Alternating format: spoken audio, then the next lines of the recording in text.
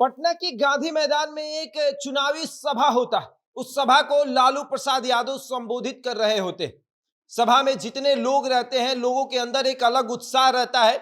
यादव पासवान की जोड़ी वहां पर पहुंची रहती है और उस सभा में रामविलास पासवान भी आने वाले रहते हैं, लेकिन रामविलास पासवान के आने में देरी हो जाती है और उसके बाद पासवान समर्थक जो है वो थोड़े नाराज हो जाते हैं। लेकिन थोड़े ही समय बाद ऊपर से एक हेलीकॉप्टर जाता है और लालू प्रसाद यादव मंच से कहते हैं, ऊपर आसमान नीचे पासवान। और उसके बाद पूरे गांधी मैदान में यह नारा गूंजने लगता है कि ऊपर आसमान नीचे पासवान। उसके बाद नारा गूंजता है कि नीचे धरती ऊपर आसमान, हर तरफ रामविलास पासवान। एक समय में बिहार में अपनी तूती बुलवाने वाले रामविलास पासवान, एक समय में नीतीश कुमार के सरकार को गिराने वाले रामविलास पासवान आज बहुत दुखी होंगे।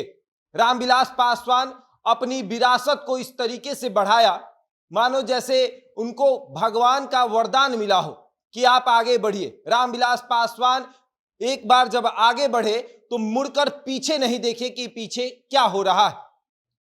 सरकारी अधिकारी के पद से इस्तीफा देकर नेता बने रामविलास पासवान लगातार बिहार में की राजनीति में अपनी तूती बुलवाने वाले रामविलास पासवान के साथ आज अच्छा नहीं हो रहा है। रामविलास पासवान इस दुनिया में नहीं है, लेकिन जहां भी होंगे उन्हें बहुत बुरा लग रहा होगा कि आज उनका परिवार या फिर उनकी पार्टी के साथ क्या हो रहा है।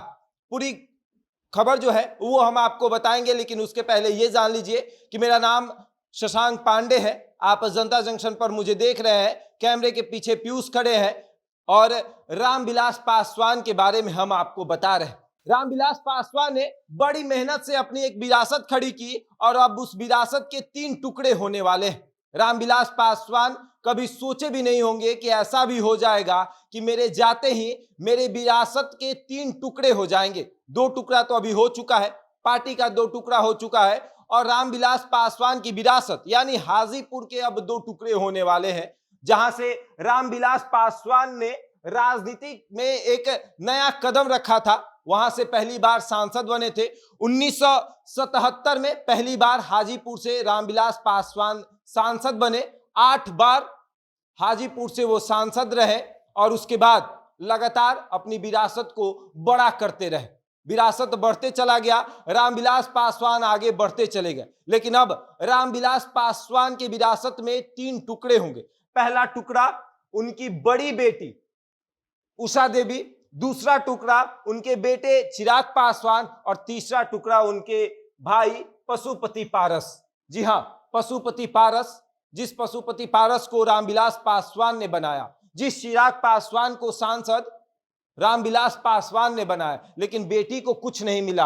अब बेटी भी कह रही है कि रामविलास पासवान के विरासत का असली कोई अगर वारिस है तो वो मैं हूं, चिराग पासवान भी नहीं है, क्योंकि चिराग पासवान दूसरी पत्नी के बेटे हैं और मैं पहली पत्नी की बेटी हूं और उस हिसाब से विरासत मुझे मिलना चाहिए। अब खबर यह भी आ रही है कि रामविलास पासवान की जो बड़ी बेटी है वो हाजीपुर से टाल ठोक सकती है और यह भी कह रही है कि हाजीपुर में मैं उतरूंगी और अपनी मां के साथ उतरूंगी। यानी रामविलास पासवान की पहली पत्नी, जिसको चिराग पासवान कहते हैं कि मेरी बड़ी अम्मा है, लेकिन जरूरत पड़ने पर भूल जाते हैं, उसी बड़ी अम्मा को उनकी अपनी बेटी लेकर चिराग के सामने उतरेगी, अपने चाचा के सामने उतरेगी और हाजीपुर में दिखाएगी कि रामविलास पासवान के अगर कोई असली वारिस है तो वो है उषा देवी।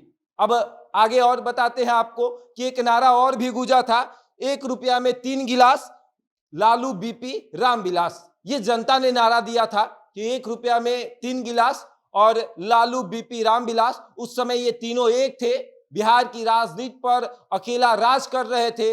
रामविलास पासवान ने बिहार की राजनीति को एक अलग दिशा दी थी और सबसे बड़ी बात कि रामविलास पासवान जितना दिन तक राजनीति किया उतना दिन तक सभी जाति धर्मों का राजनीति किया। लेकिन अब मात्र 6% की बात हो रही है।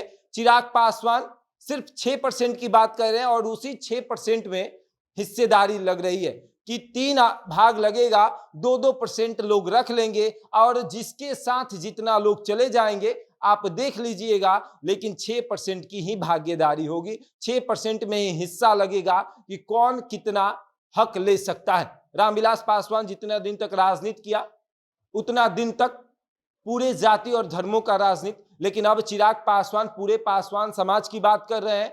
6% बिहार में पासवान है, उनकी बात कर रहे हैं, कह रहे हैं कि ये 6% मेरे हैं।